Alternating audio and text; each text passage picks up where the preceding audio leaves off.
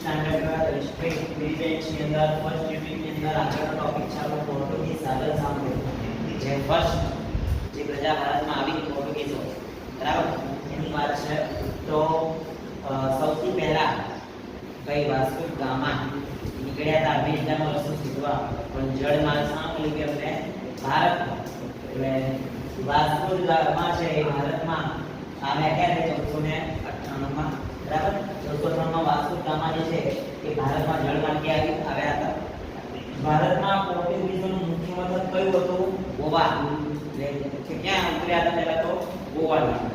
એટલે મુખ્ય મથક ગોવા આ ગોવાની અંદર પોર્ટુગીઝોના એ સમયના જે દસ્તાવેજો છે એ મળી આવ્યા છે ગોવાની અંદરથી આપણને બરાબર એ સમયના પોર્ટુગીઝોનો જે સમય હતો એના જે દસ્તાવેજો પુરાવા એ આખી ગોવાની અંદર મળી આવે છે આપણને હવે આ પોર્ટુગીઝો છે એનું શાસન તંત્ર એટલે પોર્ટુગીઝોનું જ્યારે શાસન આવ્યું ભારતમાં ત્યારે ભારતીય પોર્ટુગીઝ કંપની જે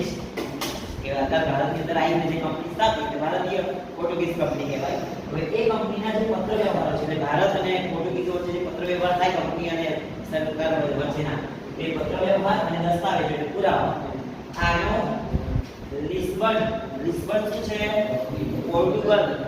કે પોર્ટુગીઝો ક્યાંના હતા પોર્ટુગલના હતા એ પોર્ટુગલનું જે પાટનગર છે જેમ કે ગુજરાતનું પાટનગર આપણું ગાંધીનગર છે એમ પોર્ટુગલનું પાટનગર શું હતું લિસ્બન આ એમસીક્યુ માટે પૂછાઈ શકે છે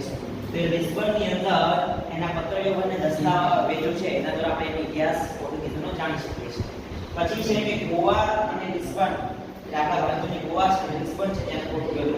એના જે દસ્તાવેજો આધારિત અમુક ગ્રંથો લખાયા છે કયા ગ્રંથો લખાયા એમાં એક તો છે report on the Portuguese records કોણે લખ્યો એફસી ડનવર્સે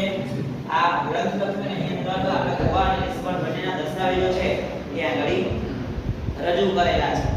ત્યારબાદ ગોવાના દસ્તાવેજોનો વિસ્તૃત અહેવાલ કોણે આપ્યો તો સુરેન્દ્રનાથ